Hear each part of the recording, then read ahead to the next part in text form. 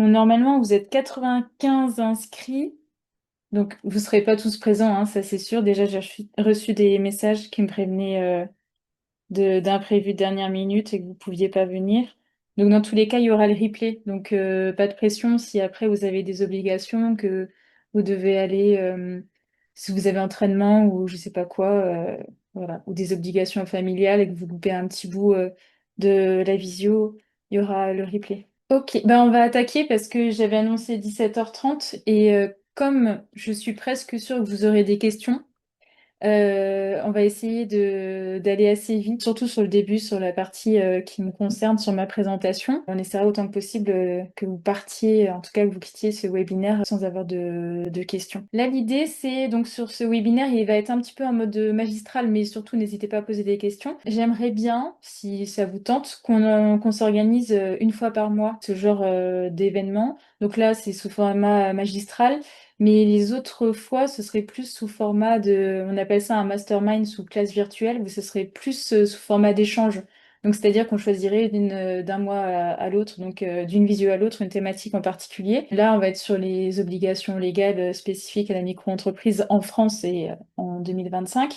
Mais ça peut être sur d'autres thématiques d'un mois à l'autre, sur la problématique de trouver des clients, parce que ça, c'est des choses, des sujets qui sont abordés assez régulièrement, sur tout ce qui est la prescription d'activités physiques adaptées, comment on fait du lien avec des partenaires, avec des kinés, avec des médecins, avec des ostéos, etc. Si ça, c'est une problématique. Si on est plusieurs, l'objectif, c'est de pouvoir partager ces expériences. Là, j'aimerais bien qu'on soit sur quelque chose de collaboratif. Là, on est sur obligation légale en micro-entreprise spécifique à l'APA parce que je vais faire quelques précisions par rapport à notre profession, parce qu'il y a des petites choses qu'on a tendance à oublier quand on est enseignant à pas.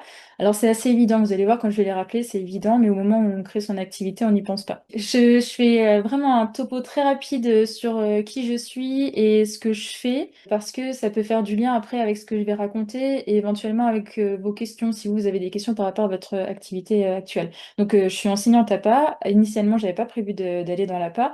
J'ai d'abord fait un master en éducation physique et sportive pour faire professeur de PS. Finalement, j'ai pas eu le CAPEPS et c'est pas plus mal parce que j'étais pas hyper convaincue par l'éducation nationale. Et donc j'ai un peu enseigné, j'ai fait des remplacements, puis je suis retournée à la fac en 2016, 2017-2018. J'ai passé ma licence STAPS à pas et j'ai eu la chance à ce moment-là d'avoir la certification d'ETP qui était inclus. Enfin, on payait 120 euros, c'était rien, quoi. Et maintenant, c'est presque inclus dans chaque formation en L3APA. Et évidemment, j'ai fait des formations complémentaires, ce que je vous recommande plus. Donc, dernièrement, j'ai fait la formation Pilates enfin, niveau 1, niveau 2, on va dire, c'est Pilates N1+, avec Axel Bouchereau, que vous connaissez sur les réseaux, sur Instagram, qui s'appelle Axel Santé. Donc cette formation, je vous la recommande vraiment. Elle est vraiment très très très très bien. Enfin, j'ai adoré. Je crois qu'il y a une session en octobre. Voilà, donc si ça vous tente. J'ai fait une formation cette année aussi sur surpoids et obésité de l'enfant et de l'adolescent, parce que ça devient quand même un petit problème. Généralement, je me suis fixé pour objectif de faire une formation par an, mais en 2023-2024, il y a eu un petit baby, donc du coup, j'en ai fait deux cette année. J'ai fait une formation Pilates initiale qui m'a pas suffi, donc c'est pour ça que j'ai préféré me former en plus avec Axel. J'ai fait une formation Antalgym, APA et rhumato et APA et maternité. Donc sur mes actions actuelles en APA, si je vous parle d'APA en libéral, c'est parce que je suis moi-même en libéral. Les problématiques que vous rencontrez, c'est des problématiques que moi j'ai rencontrées ou que je rencontre encore.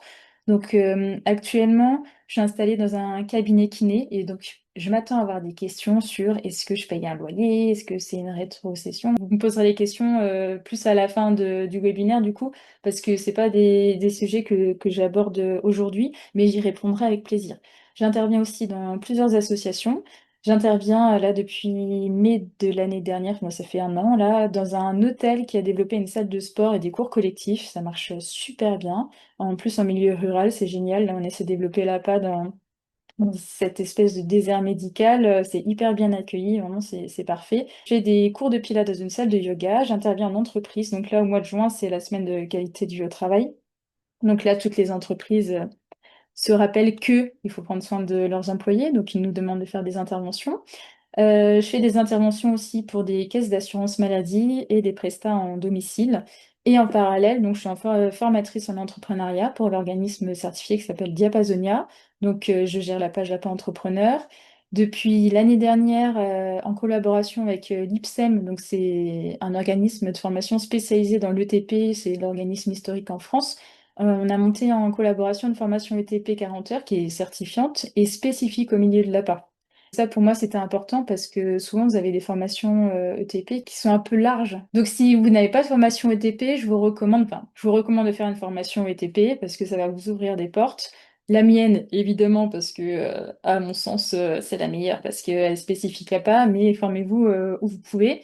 Et donc, c'était mon objectif de l'année dernière. Cette année, mon objectif, c'est de sortir une formation APA et maternité parce que je me suis formée auparavant. Je l'ai trouvée un peu incomplète. Donc, je suis allée chercher d'autres informations auprès de gynéco et sage-femme. J'ai recoupé aussi par rapport à mon expérience personnelle, par rapport à ma grossesse et mon postpartum. Et donc là, elle est en train de se peaufiner. Je suis en lien avec une sage-femme et une kiné.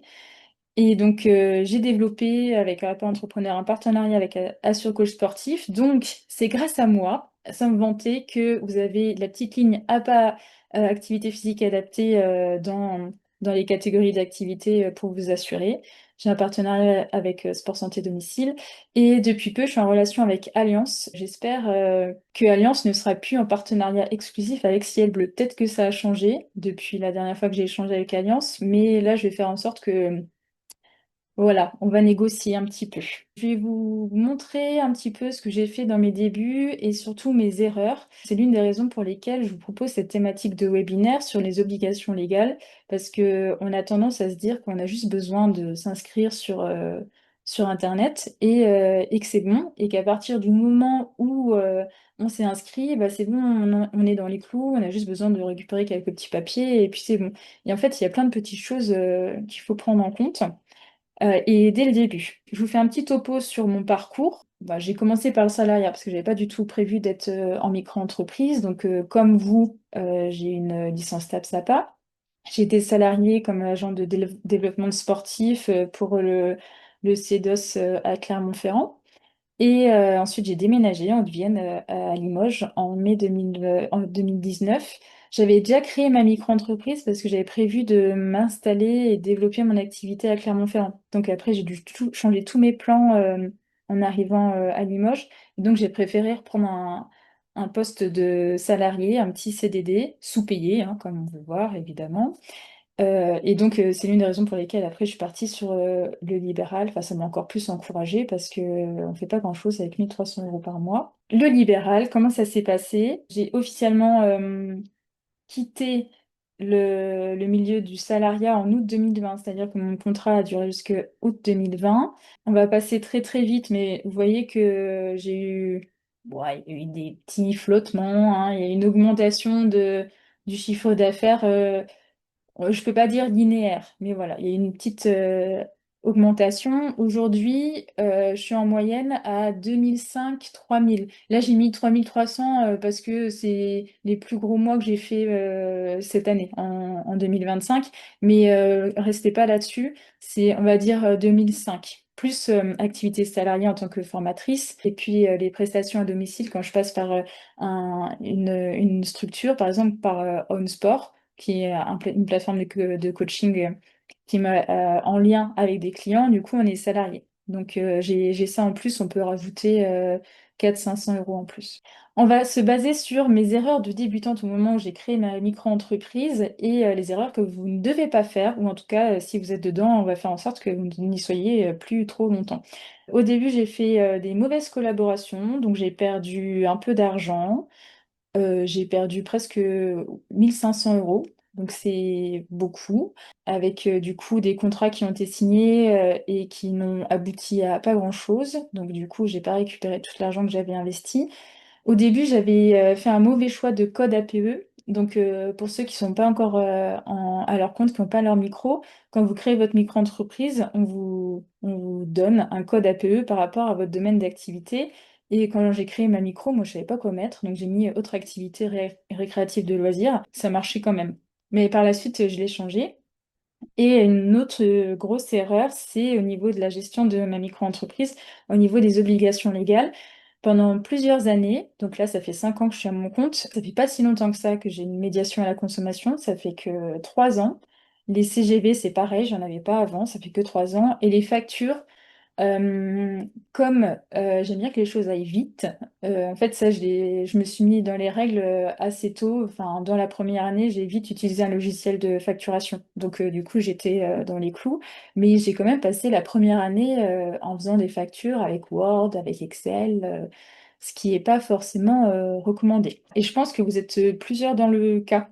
Donc, n'hésitez pas, je vous dénoncerai pas, hein, mais n'hésitez pas à partager vos expériences ou à me poser des questions à ce propos là au cours du webinaire. Pour faciliter cet échange, on va partir sur un cadre juridique de référence. On va partir du principe que on est en micro-entreprise, qu'on est en activité libérale non réglementée, c'est-à-dire qu'on est éducateur sportif, puisque l'enseignant en a pas et à la base éducateur sportif, hein, qu'on est sous le régime fiscal de la micro-BNC, donc bénéfices non commerciaux, qu'on est affilié à l'URSSAF, que le taux d'URSSAF en 2025, je précise en 2025 parce que ça augmente en 2026, et donc cette année on est à 24,6%, et que le taux de franchise en base de TVA, c'est dans le cas de chiffre d'affaires inférieur à 77 700 si, là aussi, vous avez le bon code APE et que vous êtes en exonération de TVA. Parce qu'on en parlera, mais je pense que ça ne vous a pas échappé, hein, la proposition de loi de limite du seuil de TVA à 25 000 euros pour toutes les activités. Donc on en parlera tout à l'heure. Donc pour l'instant, ça a été arrêté. On va voir ce que ça donne en 2026. Et si vous êtes exonéré, ça ne vous concerne pas. Donc la question, je ne sais pas si tout le monde a vu, le seuil de TVA, Émilie demande si c'est 34 000. Et donc, voilà, c'est pour rester en micro. Vous ne devez pas dépasser 77 700 euros. Sinon, vous devez changer de statut. Premier mémo, je vais appeler ça des mémos. Parce que dans ma formation en ligne, on appelle ça des modules ou des chapitres. Comme on n'est pas sous format de cours, je préfère parler de mémos. Ça fait un petit rappel à la fiche mémo que vous pouvez trouver sur ma boutique qui est téléchargeable gratuitement. Dans un premier temps, vous devez avoir une carte professionnelle d'éducateur sportif. Si vous n'avez pas de carte professionnelle d'éducateur sportif et que vous êtes rémunéré pour une activité sportive, vous risquez 15 000 euros d'amende. Ça fait un peu cher la séance. Donc si vous êtes en activité bénévole, la carte pro est non obligatoire. C'est l'une des raisons pour lesquelles les associations demandent à des bénévoles, des membres de l'association, d'encadrer des séances et donc ils ne sont pas payés et ils peuvent le faire du coup gratuitement. C'est l'une des raisons aussi pour lesquelles il y a des dérives, des vendeurs de produits, de substituts alimentaires qui vous proposent des poudres un peu miracles et en même temps des séances de sport. Mais comme les séances de sport sont gratuites, mais que derrière ils vous vendent des produits, ils sont un petit peu border au niveau de la réglementation, mais ils restent quand même dans les clous. Donc finalement, on ne peut rien contre eux, à part juste dire que ce qu'ils font, c'est nul. Et ça s'arrête là. Donc si votre activité est rémunérée, vous devez obligatoirement avoir une carte professionnelle et vous devez l'avoir sur vous. Donc en cas de contrôle, vous devez pouvoir la montrer. Jusqu'ici, je disais que ça m'était jamais arrivé. Ça m'est arrivé sur un précédent lieu d'activité où on a eu un contrôle surprise de jeunesse et sport. J'avais eu ma carte pro sur moi, heureusement, et je vous assure que quand on a un contrôle comme ça de manière surprise, on est un peu stressé. Donc autant avoir tout sur soi et être dans les clous. Donc les démarches se font sur déclaration-éducateur.gouv.fr. Vous recevez votre carte professionnelle par mail. Donc avant, c'était en format carte. Du coup, je l'ai encore en carte. Et maintenant, on la reçoit par mail. Bon, je vous ai mis du coup ma photo. On dirait que je sors de prison, mais on s'en fiche. Et donc, pourquoi il faut cette carte? Parce que c'est une garantie de qualification professionnelle et c'est surtout un outil de recensement. Et donc, quand vous faites votre carte d'éducateur sportif, vous devez envoyer vos diplômes et donc ça certifie que vous êtes réellement diplômé. Pas de questions sur la carte pro, hein, c'est bon. C'est quoi la différence entre les deux images? Les deux cartes, c'est que du coup, il y en a une qu'on avait en format, je l'ai pas avec moi là, mais même si j'ai dit qu'il fallait toujours l'avoir sur soi. Et il y en a une en format dur comme une carte normale, et l'autre, du coup, c'est en format papier si tu l'imprimes parce que tu la reçois par mail. Dans la déclaration, pour choisir le domaine d'activité, il faut choisir quoi? Dans la déclaration de quoi? Quand tu déclares ton activité? Ou sur la déclaration de chiffre d'affaires, quand tu le fais tous les mois ou tous les trimestres, tu fais catégorie BNC. Je pense que c'est ça la question. Tu me rediras si c'est bien ça. Mémo 1 bis, parce qu'en fait, j'ai eu un doute entre ce qui était le plus important, entre la carte pro ou la formation en premier secours. J'espère que vous avez tous les références. Donc, normalement, en théorie, vous avez tous au moins le PSC1. Autant jadis, on appelait ça le PSC1. Maintenant, on dit juste PSC, le premier secours citoyen. Dans certains secteurs, c'est pour ça que j'ai précisé, selon votre secteur d'intervention, le PSC1 suffit. Dans d'autres cas, il faut le PSE1, PSE2, ça dépend du public auprès duquel vous intervenez. Si vous êtes dans un environnement accidentogène, si c'est un public fragile. Alors, quand je dis environnement accidentogène, c'est environnement à risque. Si par exemple vous faites des sorties rando, sorties canoë-kayak, tout ce qui pourrait être sortie escalade, enfin tout ce qui est APPN, les activités de pleine nature, où il y a un fort taux enfin un risque d'accident, ou sur une population à risque avec enfin, des risques liés à la pathologie. Donc là, si vous avez des doutes, vous contactez la Drages et vous posez la question pour savoir si le PSC1 enfin, le PSC suffit ou pas. Et j'insiste sur, dans la majorité des cas, le PSC1 suffit. Même si d'autres personnes vont vous dire que non, l'enseignant APA doit au moins avoir le PSE1. Ça dépend des secteurs. Si vous avez un doute, contactez la Drages. Hop. Mémo 2. Donc, les étapes de création d'une micro-entreprise. Hop. Bon, petite chatte. Alors, pour la déclaration, à un moment, les choses à remplir, un secteur à choisir, c'est-à-dire, si je veux faire du sport à domicile, du coaching en salle, sport en extérieur, y a-t-il un truc spécifique à choisir ou c'est pas demandé? Euh, Tu parles de au moment, c'est qui? Evan. Au moment de ta déclaration, tu veux dire au moment où tu fais ta déclaration, au moment où tu crées ta micro-entreprise, si tu dois préciser que tu fais du sport à domicile, du coaching en salle, sport en extérieur, etc. Parce que là, il faut que tu sois un tout petit peu plus clair pour choisir le domaine d'activité. De toute façon, je vous ferai un petit topo aussi par rapport au code APE. Ah, pour préparer pour la carte pro? Non, en fait, ils te demandent tes diplômes. Et puis c'est tout. Alors, sauf si ça a changé depuis la dernière fois que j'ai fait ma carte pro, mais ils demandent de tes diplômes. Donc, pour la question, Tiffany, si on a le PSC1, il y a des... Alors, le recyclage, ouais, il faut le faire. Oui, oui, oui. C'est assez important. D'autant plus si vous êtes avec un public fragile. Donc, par rapport à la micro-entreprise, quand vous créez votre micro, et que vous êtes salarié, si vous n'êtes pas salarié, du coup, ça ne vous concerne pas. Mais si vous êtes actuellement salarié et que vous souhaitez créer votre micro-entreprise, il faut que vous vérifiez si vous pouvez cumuler le statut de salarié et de micro-entrepreneur. J'ai fait une petite vidéo YouTube à ce propos sur ma chaîne YouTube Apport Entrepreneur. Bon, il n'y a que 2 vidéos, mais bon, elles ont le mérite d'exister. Donc, vous devez vérifier dans votre contrat s'il y a un principe de loyauté, une clause d'exclusivité et du coup, à la suite de la lecture de ce contrat, être sûr qu'il n'y ait pas de clause d'exclusivité, que votre activité d'enseignant APA n'entre pas en concurrence avec votre activité salariée, et évidemment, vous devez réaliser votre activité, enfin, exercer vos prestations d'enseignant en APA libéral en dehors de vos heures de travail. C'est évident, mais il y a toujours un peu de débordement, donc je vous le dis, voilà. Et donc, si vous avez créé votre micro-entreprise, avant on disait auto-entreprise, maintenant c'est micro-entreprise, si vous l'avez créée avant d'être salarié, du coup, ça ne vous concerne pas. Ce qui a été mon cas, moi j'ai été sur de l'entre-deux. Euh, mais si vous êtes salarié et que tous les voyants sont ouverts, vous pouvez du coup créer votre micro. Sinon, vous pouvez avoir un rendez-vous avec votre directeur pour négocier et qui vous autorise à créer votre activité. Si jamais vous avez des clauses, le principe de loyauté et la clause d'exclusivité dans votre contrat, mais que vous créez quand même votre micro, vous pouvez être licencié. Voilà. Bon, ça peut peut-être vous arranger, mais ce serait quand même dommage. Alors, donc Émilie, par rapport au cumul des statuts, il me semble que jusqu'à un taux salarié à 70%, on fait ce qu'on veut, et plus, il faut le signaler à l'employeur et avoir son accord. Dans tous les cas, il faut avoir l'accord du coup de l'employeur, mais ça dépend du contrat, vraiment.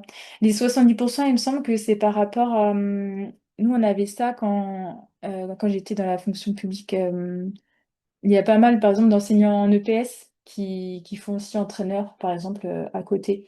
Et je crois qu'il y a une histoire de 70%. Et ouais, je pense que c'est que pour la fonction publique. Mais vérifiez vos contrats. Dans tous les cas, ça doit être spécifié. En sachant que la clause d'exclusivité, c'est c'est que pour les temps complets. Si vous êtes à temps partiel, oui, je l'ai écrit. Si vous êtes à temps partiel, du coup, on s'en fiche. Tu étais en CH public à l'époque. Ah oui, ouais, ouais, c'est pour ça. Du coup, en fonction publique, c'est différent. Ils ont leurs principes bien à eux. Donc, les étapes pour créer sa micro. Alors, pour créer, même pour gérer, si vous voulez changer quelques trucs, tout se fait maintenant sur le guichet unique, donc sur formalité.entreprise.gouv.fr. Et si vous voulez la créer, c'est sur procédure au pluriel.inpi.fr. Je ne sais pas pourquoi il y a un point d'interrogation, j'ai fait un copier-coller de l'adresse. Et donc, vous créez votre compte et ensuite vous suivez les étapes. Donc, vous choisissez, je dépose une formalité de création ou de cessation d'entreprise, mais nous, on est sur la création, on est sur le tout début. Je crée une entreprise. Hop. Je suis entrepreneur individuel parce que le micro-entrepreneur est en une entreprise individuelle. Et ensuite, vous choisissez l'entreprise bénéficie-t-elle du statut de micro-entrepreneur? Oui. Et l'entrepreneur a-t-il déjà exercé une activité non salariée en France? Alors, du coup, si c'est votre cas, vous mettez oui, mais bon, c'est mieux si vous mettez non. Et après, vous choisissez sur les versements, donc c'est par rapport à votre chiffre d'affaires, la déclaration de chiffre d'affaires. Si vous voulez la faire mensuellement, c'est plus simple. Moi, je vous recommande quand même mensuel. Au tout début, j'étais en trimestriel et en fait, on s'en mêle les pinceaux, on se dit, oh là là, je suis large, j'ai 3 mois pour faire ma compta, nanana. Et en fait, c'est le piège. Faites-la tous les mois, c'est beaucoup mieux. Hop, autre petite question. Ce n'était pas une question. Donc, sur la création de votre micro, vous allez choisir du coup votre code APE. Alors, c'est pas vous qui allez choisir directement votre code APE. En fait, vous allez décrire. Avant, c'était bien, vous pouvez choisir directement. On avait un menu déroulant, on cherchait, tac, tac, tac, enseignement de discipline sportive, hop, terminé, bonsoir, et c'était réglé. Bon, il fallait savoir dans quoi on voulait se mettre. Là, du coup, on décrit notre activité et en fonction des mots qu'on va utiliser, on va être automatiquement répertorié dans une catégorie et donc on va nous donner un code APE. Si vous avez un discours un peu trop médicalisé, et c'est ce qui se passe pour la plupart des enseignants à pas, vous allez vous retrouver dans la catégorie activité des professionnels de la rééducation, de l'appareillage et des pédicures podologues. C'est pas du tout nous. On n'est pas kiné, on n'est pas podologue, et appareillage, on n'est pas ergo. Voilà. Enfin, sauf si vous l'êtes en parallèle. Mais du coup, ça ne concerne pas l'enseignant en APA. Ce qui est le plus proche de notre activité, étant donné que notre catégorie de base, c'est éducateur sportif. Donc, ce qui nous convient le mieux, c'est enseignement de discipline sportive et d'activités de loisirs. C'est ce que je vous conseille. Après, vous faites ce que vous voulez. Là, vraiment, c'est purement un conseil. Moi, j'ai ça. Du coup, bah, je m'étais trompée, mais du coup, j'ai repris ce code APE. Je vous recommande de choisir ce code APE parce qu'il va vous permettre d'être exonéré de CFE, c'est la cotisation foncière des entreprises. On en reparlera tout à l'heure. Et c'est bon à prendre parce que selon les secteurs, c'est 300 à 500 euros par an. Voilà, donc ça vous fait quand même économiser un petit billet. Du coup, ça permet aussi d'être non assujetti à la TVA. Donc ça repousse du coup le seuil. Donc ça, c'est quand même plus facile. Et par rapport aux assurances, on en parlera aussi sur les assurances, ça vous fera peut-être payer une assurance un peu moins chère parce que si vous allez chez un assureur et avec le code APE en tant que professionnel de la rééducation, peut-être qu'ils ont un, un classement en termes de risque et ils vont considérer que vous êtes plus exposé à des risques parce que vous aurez des personnes vraiment soit en situation de handicap, blessées, personnes fragiles ou en pathologie sévère, plus que si vous considérez en tant qu'éducateur sportif, enseignant à pas. Mais toujours, vous faites ce que vous voulez. Donc le code APE, c'est assez simple, hein, c'est 4 chiffres et une lettre.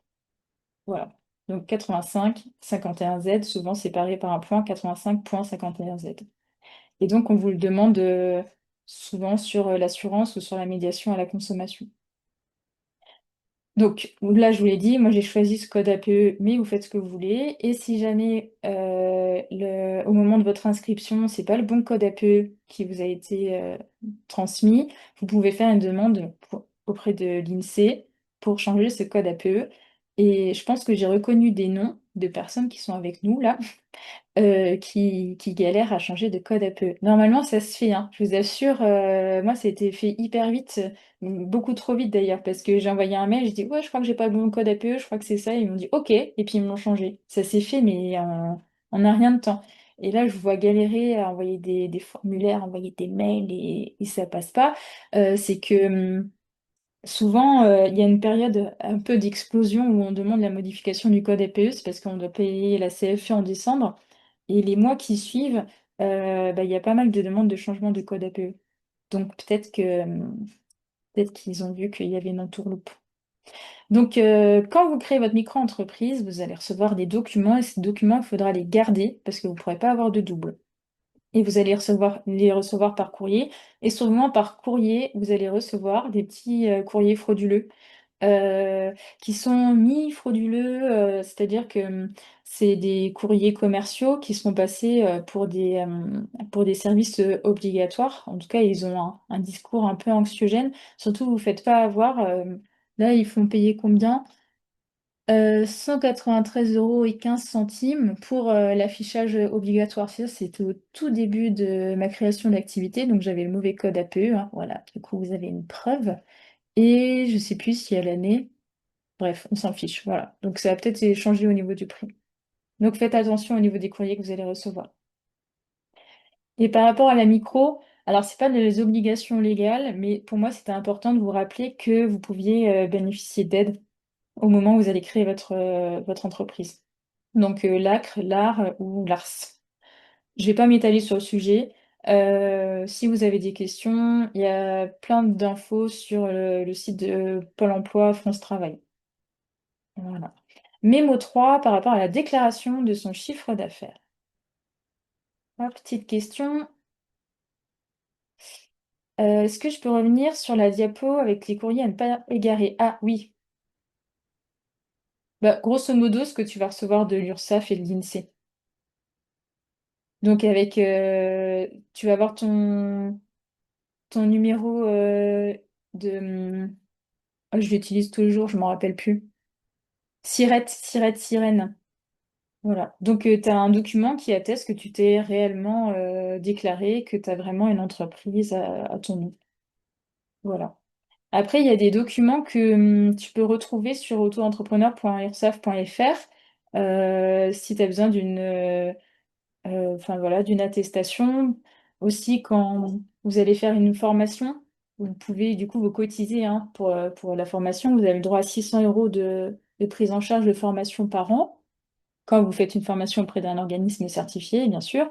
Et donc là, vous pouvez avoir des documents sur autoentrepreneur.ursaf.fr et sinon auprès de l'INSEE. Vous pouvez retrouver un certificat de l'INSEE du coup sur l'INSEE. Voilà. T'as d'autres questions du coup, Evan? Ok. Alors sur le chiffre d'affaires, tout à l'heure, je vous parlais de déclaration mensuelle ou trimestrielle. Donc, soit vous déclarez tous les mois, soit tous les 3 mois, même si votre chiffre d'affaires est nul. C'est-à-dire que si vous n'avez rien encaissé, vous êtes sur le tout début de votre activité et votre chiffre d'affaires il est égal à zéro, vous devez quand même déclarer que vous êtes à zéro. Alors, quand je dis, ça peut être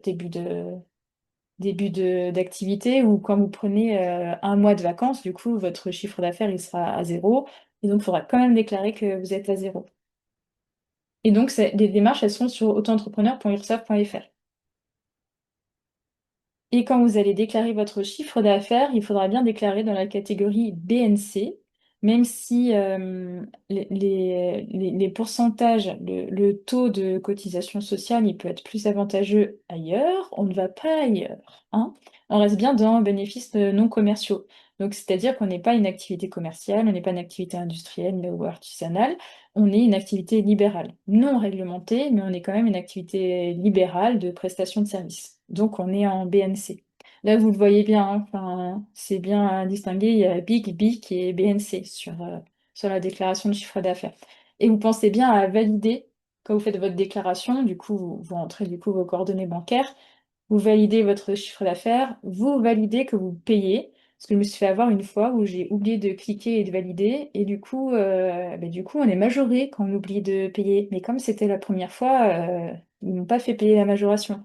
Et si ça arrive plusieurs fois, du coup, on paye un petit peu. Enfin, plus ou moins, ça dépend de son chiffre d'affaires du coup.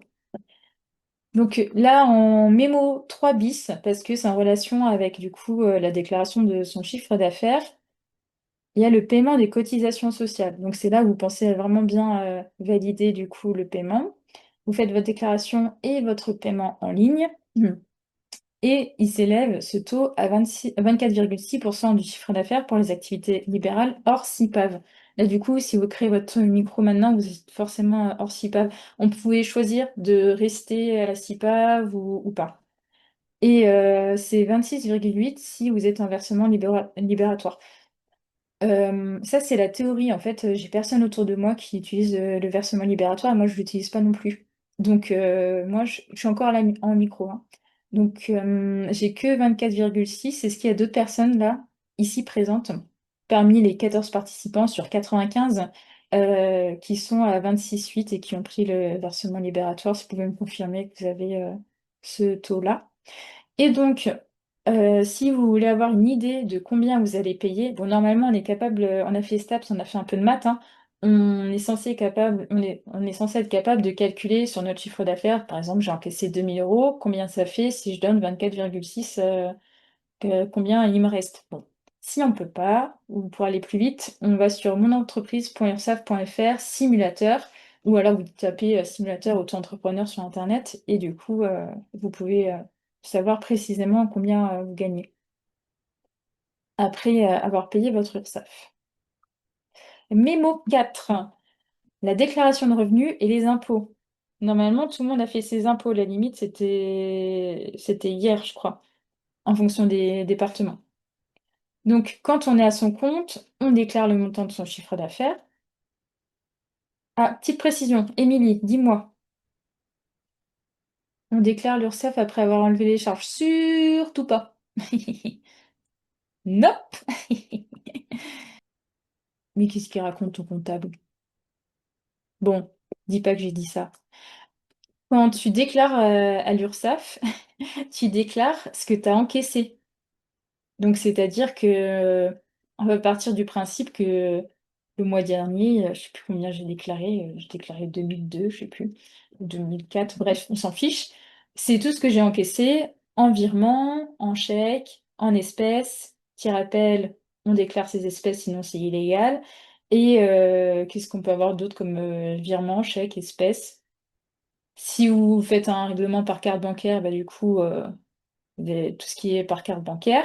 Et donc ça, on va dire, c'est votre chiffre d'affaires brut. Et c'est ce chiffre d'affaires brut que vous allez déclarer à l'URSSAF et que vous allez déclarer aussi aux impôts. Et après, du coup, vous payez votre URSSAF, là, les 24,6%.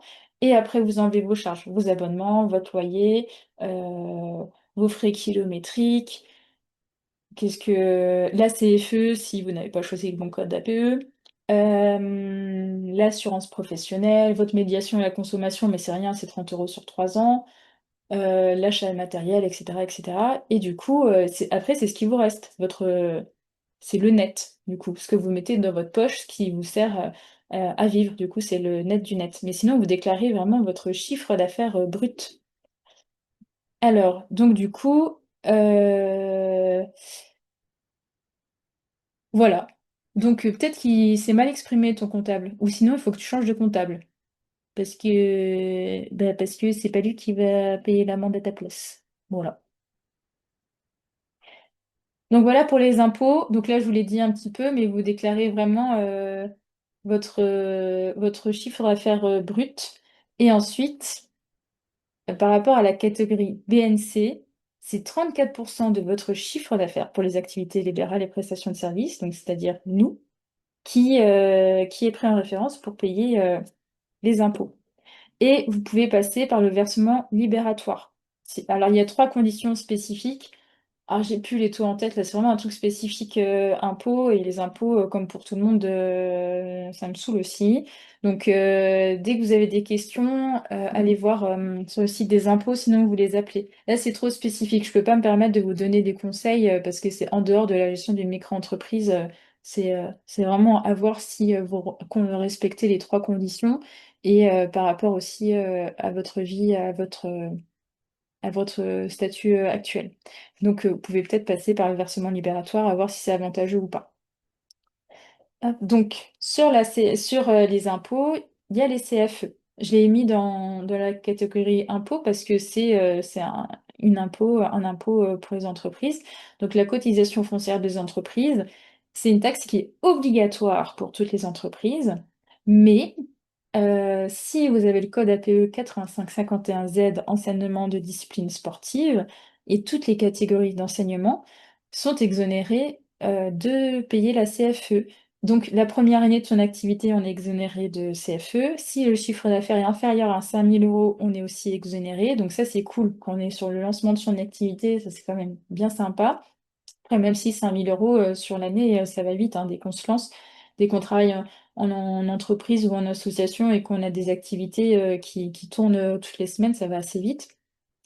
Et du coup, les activités d'enseignement. Sur l'activité d'enseignement, j'insiste bien, hein, on est exonéré. Sur le code APE, il y a une petite ligne bien précise pour ceux qui veulent le texte officiel, je vous l'enverrai, vous pourrez me contacter par mail ou sur les réseaux sociaux.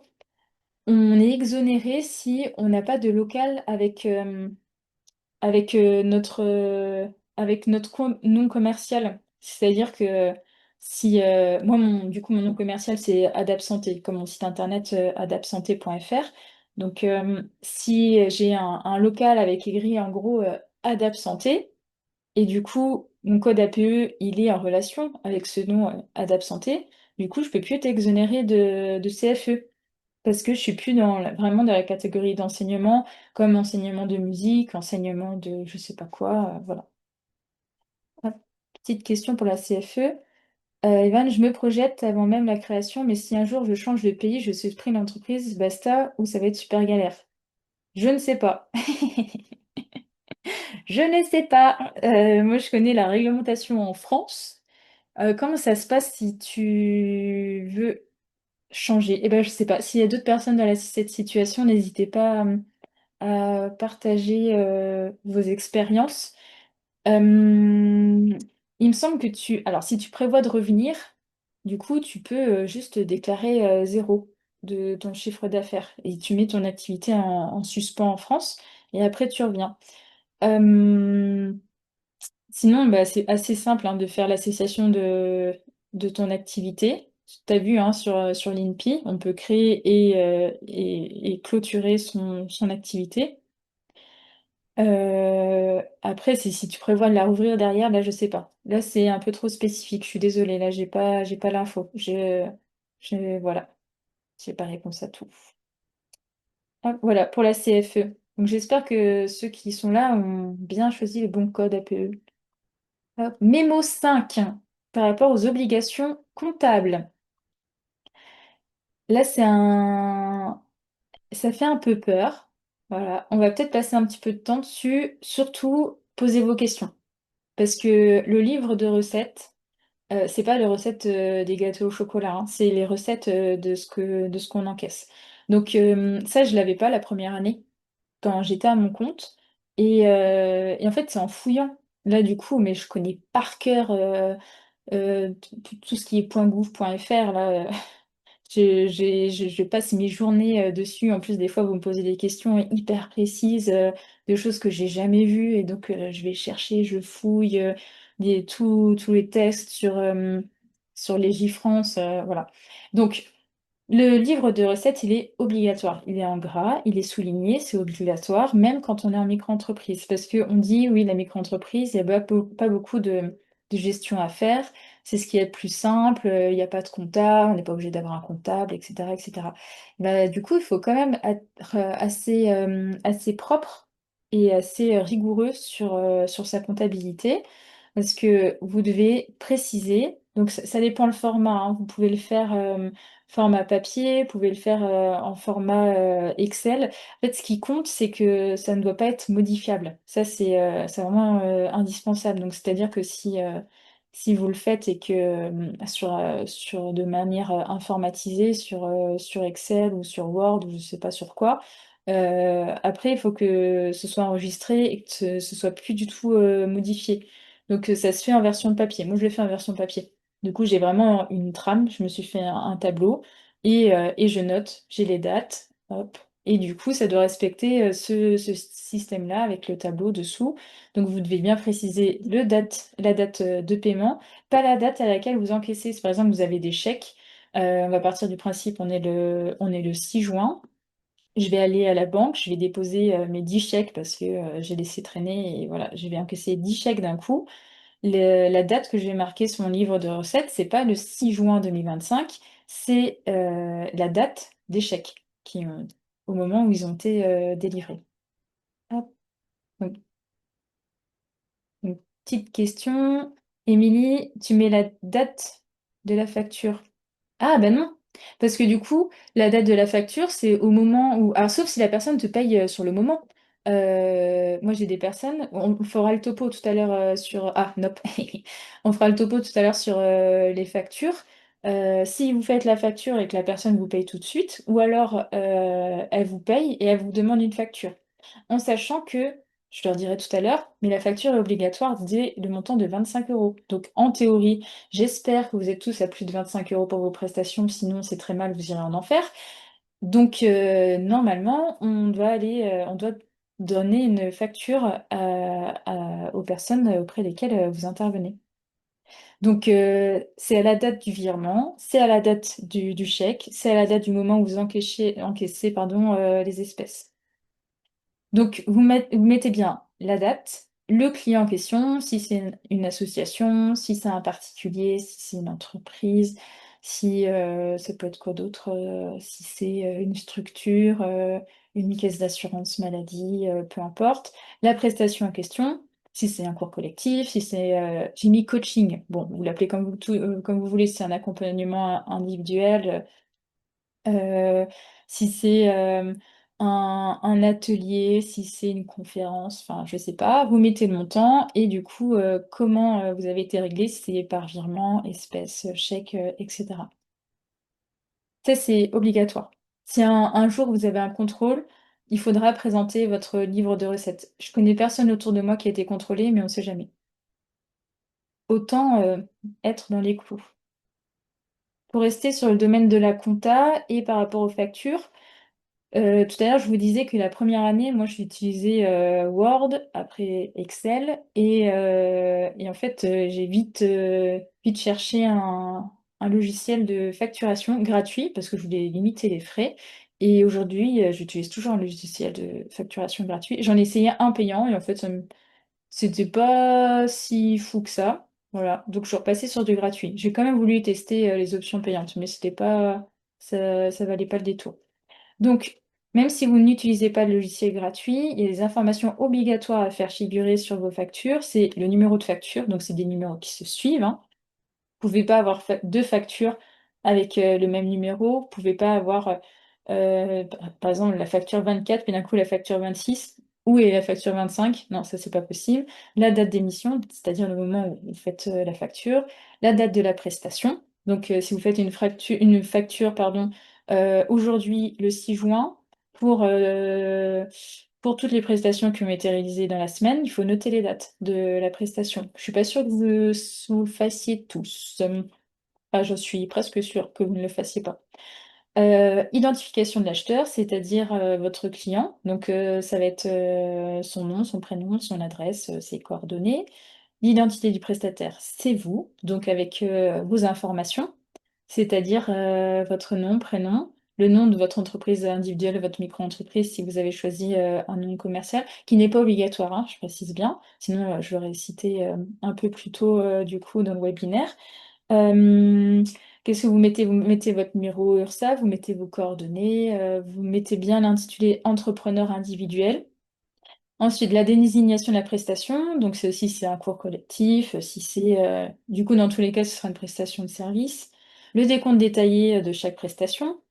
Donc s'il y en a une, deux, je ne sais pas combien. Si il y a des sommes différentes, vous avez fait un coaching individuel à 45 euros et cette personne-là, elle a aussi participé à un cours collectif je sais pas, à 12 euros. Du coup, vous mettez bien le détail, la somme totale à payer et la date limite de règlement. Donc là, c'est vous qui choisissez. Si vous utilisez un logiciel de facturation, vous pouvez mettre automatiquement à régler soit immédiatement, dans un mois, etc.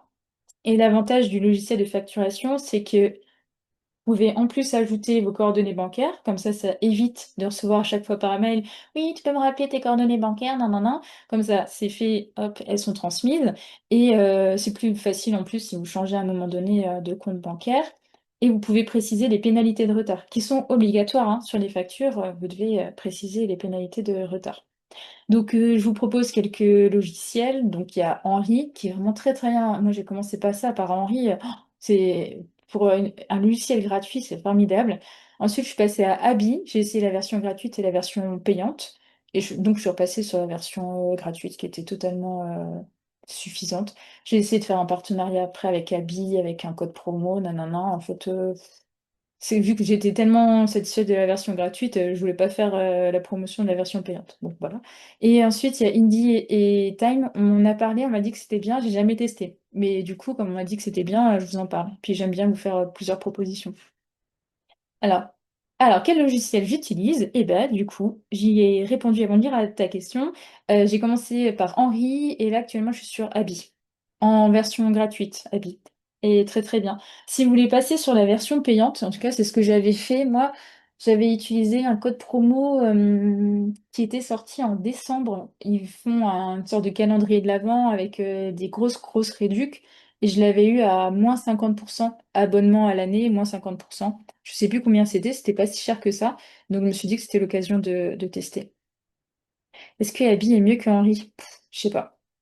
Franchement, après peut-être qu'Henri a changé parce que ça fait bien au moins 2 ans que je suis sur Abby. Les deux sont bien, hein. Henri, je trouvais vraiment que c'était très très bien. Je sais pas pourquoi j'ai changé au final. Et l'avantage, c'est que si jamais tu changes, tu peux transférer du coup ton fichier client du coup d'un logiciel à l'autre. Donc ça, c'est quand même pratique.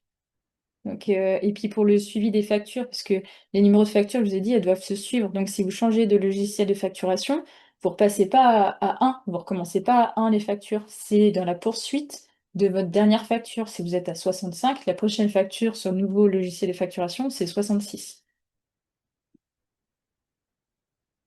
Hop. Voilà pour les devis, les factures. Pour les devis, c'est pareil. Je vous recommande de passer par un logiciel de facturation. Le gros point positif qui vous fait gagner un temps fou, c'est que vous faites un devis. Là, c'est ce que j'ai fait, par exemple, là, dernièrement pour la semaine de qualité de vie au travail. Je fais une facture 250 euros de prestation d'échauffement en entreprise pour, euh, je sais plus, 20-30 minutes. Il y a 5 sessions. Et du coup, j'ai fait un devis. Et après, à la fin des prestations, je peux transformer directement sur un tout petit bouton. Hop, ça passe en facture. Et ça se fait en 10 secondes. Donc, je recheck quand même qu'il y ait toutes les infos, que tout soit bien. Mais ça se fait hyper vite, plutôt que de tout faire à la main. Alors, Émilie, les numéros, ils se mettent tout seuls sur... Les numéros de facture, tu veux dire? S'ils se mettent tout seuls sur les factures? En fait, peu importe le logiciel de facturation, c'est le principe, c'est que c'est automatisé. C'est-à-dire que tu as toutes les informations, s'il y a des mises à jour au niveau du règlement, comme là, c'est prévu pour quand? 2026, avec tout ce qui est les factures électroniques et tout ça, là. Là, c'était l'année dernière, il y avait une nouvelle réglementation. Non, c'était il y a 2 ans où il fallait absolument préciser qu'on est en entreprise individuelle. Il faut préciser qu'on est en prestation de service. Et donc ça, c'est des mises à jour qui sont faites sur les logiciels. Et comme ça, t'as pas besoin d'y penser. On a tellement de choses à gérer. Comme ça, hop, là, t'es déchargé. C'est le logiciel qui s'en occupe. Donc, c'est quand même bien pratique.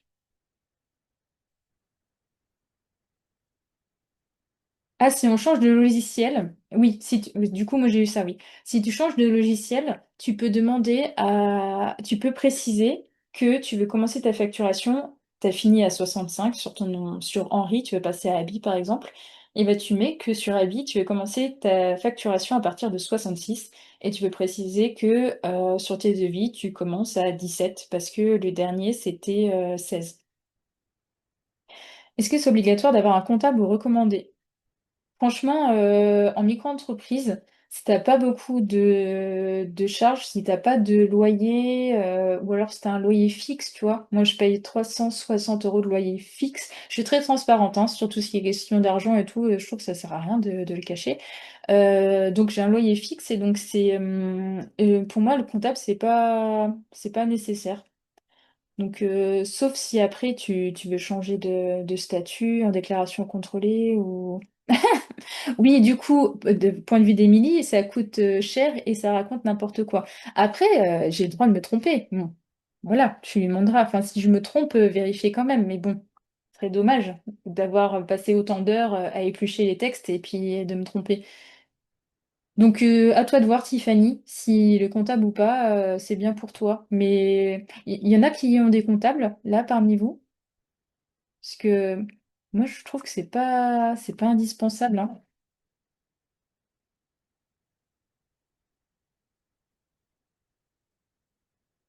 Ça t'a aidé pour la déclaration. Pour la déclaration de chiffre d'affaires, ça t'a aidé d'avoir un comptable? Ah, pour les impôts, oui. Ouais, mais parce que les impôts, de base, personne n'aime ça. Donc c'est vrai qu'on veut vite déléguer. En fait, ça prend un petit peu de temps. Mais si vous connaissez pas la micro by Flo, il est génial ce mec. Il fait un travail de dingue. Je vous recommande de vous abonner à sa newsletter ou sur les réseaux sociaux. Il est vraiment très très bon ce gars. Et donc il fait un tuto pour les impôts. Il précise plein de choses. Il est vraiment très très bien.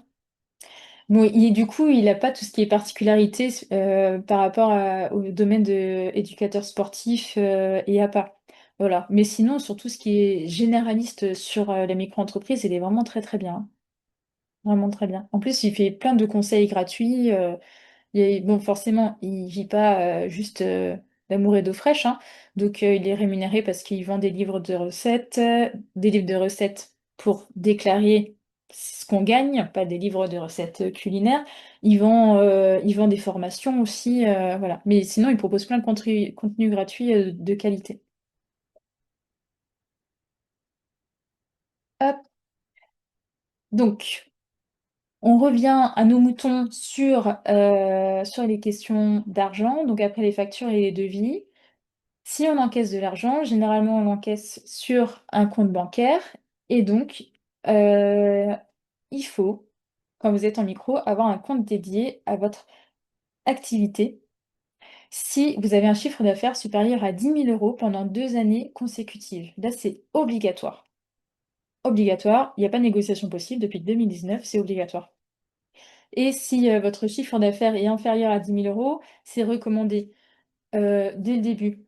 Prenez un compte bancaire dédié à votre activité, c'est ce qu'il y a de plus simple, parce que comme ça, vous allez bien dissocier vos deux activités, parce que si sur votre compte, vous avez les achats, voilà, je me suis acheté une paire de chaussures Nike, je suis allée faire un tour chez Zara, j'ai les restos entre copines, ah, j'ai encaissé du coup la séance de Madame Dupont, enfin voilà, si vous avez du perso, du pro qui se mélange, c'est vraiment pas pratique.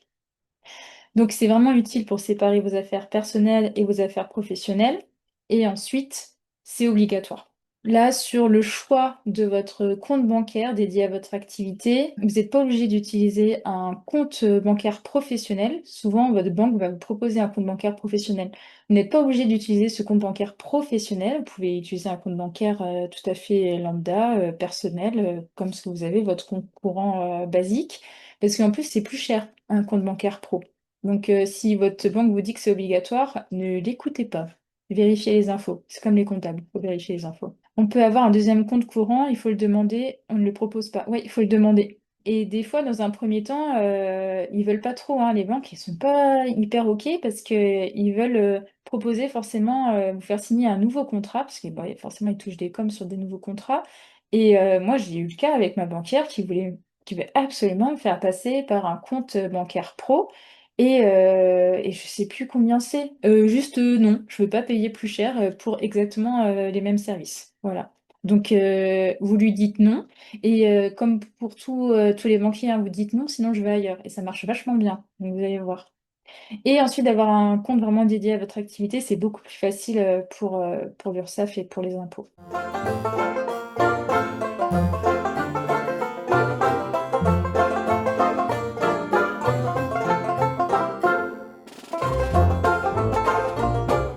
On a bientôt terminé. Donc, petit point sur l'assurance professionnelle, elle n'est pas obligatoire, mais je voulais vous la préciser quand même. C'est que, elle est fortement recommandée. Et elle est même exigée, elle est même rendue obligatoire en fonction des structures dans lesquelles vous intervenez. Moi, par exemple, j'interviens au sein d'une association spécialisée dans le diabète. Ils m'ont demandé du coup mon assurance pro et je fais de temps en temps soit des conférences, soit je participe enfin, à des stands sur des salons où là en ce moment il y a la Foire Expo à Limoges et donc on demande du coup l'assurance professionnelle. Qu'est-ce que j'ai fait récemment? Ils me demandaient l'assurance professionnelle. Bah, quand tu loues un local, du coup, par rapport à la location dans le local kiné où je suis, du coup, m'a demandé mon assurance professionnelle. Donc, je vous la recommande vraiment plus, plus, plus. Surtout que le jour où il y a un accident, vous serez bien content d'avoir une assurance professionnelle, même si je vous souhaite de ne jamais avoir d'accident. Donc, par rapport à la micro-entreprise, si tu dépasses le seuil de TVA 35 000, tu payes la TVA. Alors, pas tout de suite. Il y a encore le droit à l'erreur, entre guillemets. Donc, on est exonéré de TVA lorsque c'est un pratiquant qui nous paye. En revanche, si c'est un établissement qui nous règle, on n'est pas exonéré. En dehors du seuil, tu veux dire au-dessus du seuil, Yacine, c'est ça? Parce que là, si tu es au-dessus du seuil, moi, je ne connais pas la réglementation de au-dessus du seuil. Je vérifierai ça. Je vais le noter. Donc, c'est que les structures, tu veux dire que c'est parce qu'elles récupèrent la TVA? C'est peut-être par rapport à ça. Donc, Émilie, en fait, je suis juste pas OK avec le montant. Oui, je comprends. Mais c'est parce que c'est le seuil de ce qui correspond à l'activité de micro-entreprise. Et que retient que pour l'instant, sauf s'il y a à nouveau une modification, mais ça devrait pas être le cas, et dans tous les cas, sur l'activité d'enseignement, ça ne concerne pas la TVA pour l'instant. Sauf si tu changes de statut. C'est qui? C'est Émilie ou c'était qui avait un comptable qui était pas tip-top? C'était Émilie. Oui.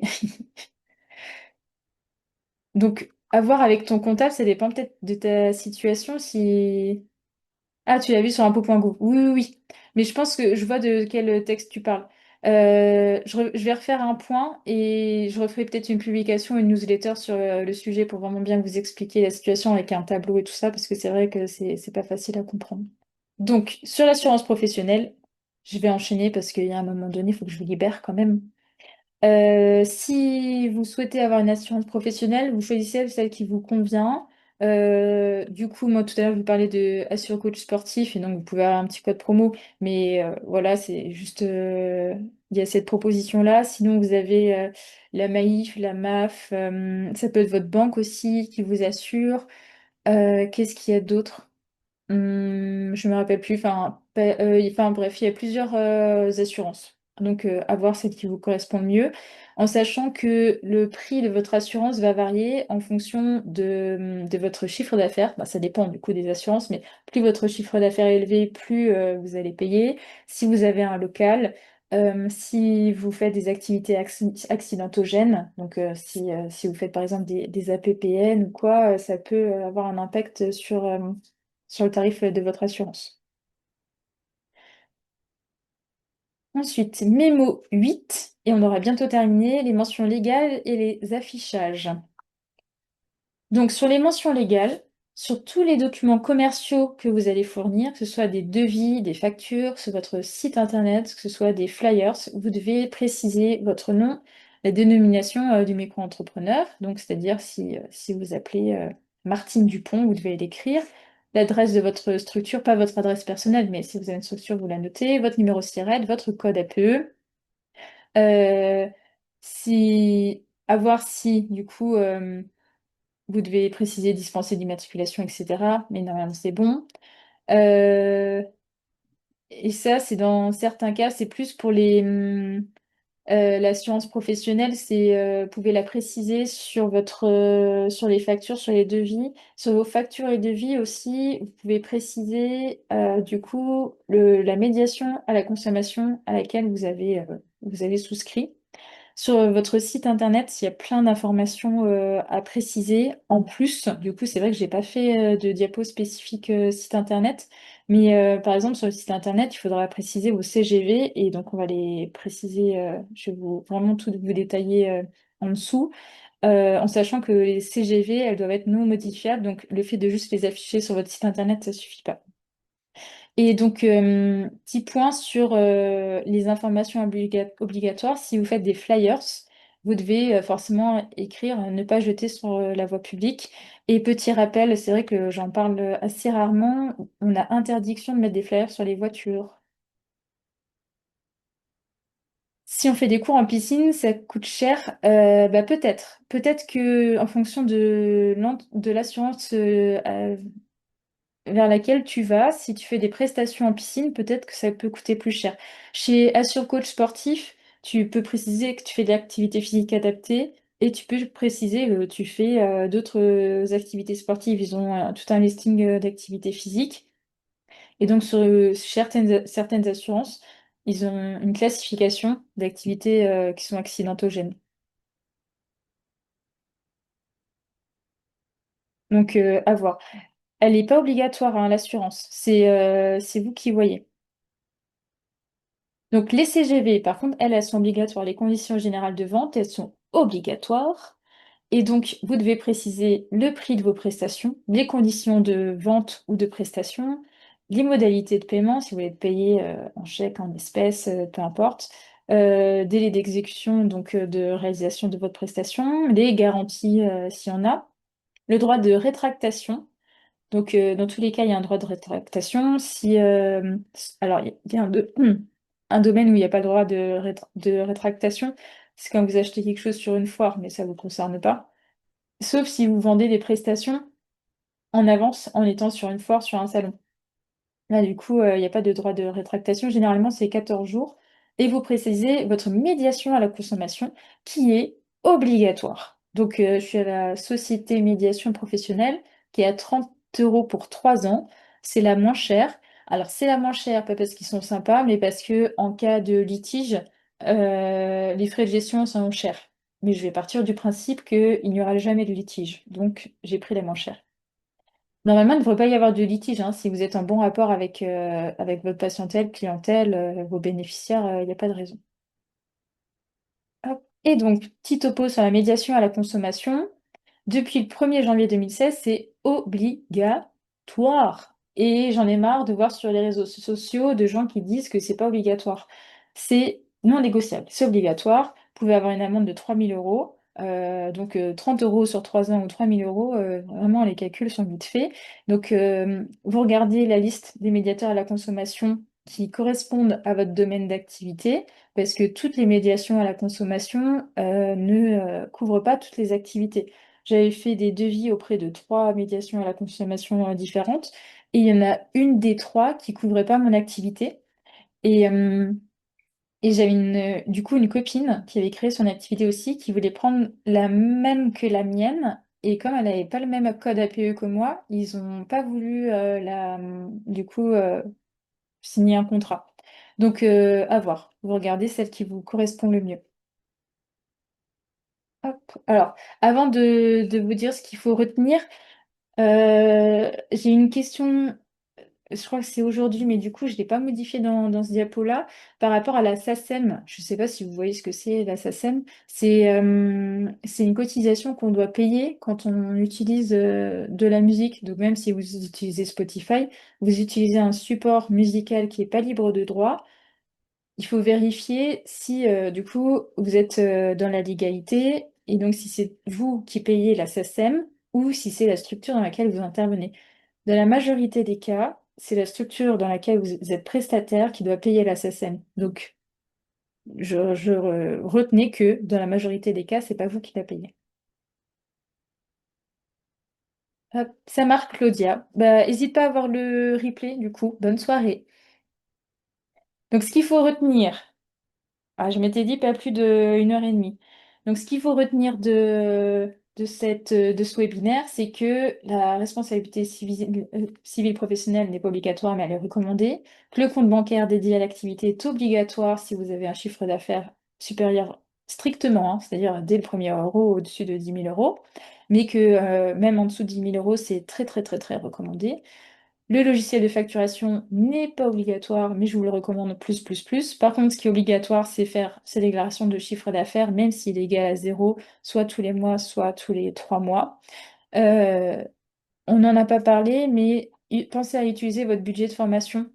C'est-à-dire que si vous souhaitez faire une formation en Pilates, bah, vous avez droit à comme une enveloppe, un petit portefeuille de 600 euros par an.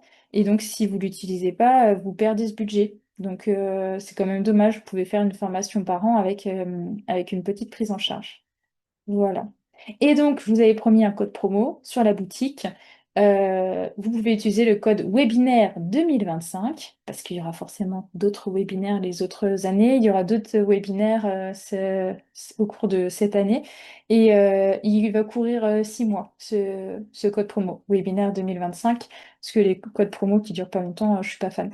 Donc, si vous avez besoin de plus d'informations, vous pouvez me contacter. Je peux répondre à une ou deux questions. Par contre, si vous avez besoin de plus, si vous voulez aller jusqu'à une étude de marché, où ça va me demander un petit peu de travail, 1 heure et demie de travail, là pour le coup, je vous demanderai de réserver un coaching et vous pouvez avoir une petite réduc en utilisant ce code promo.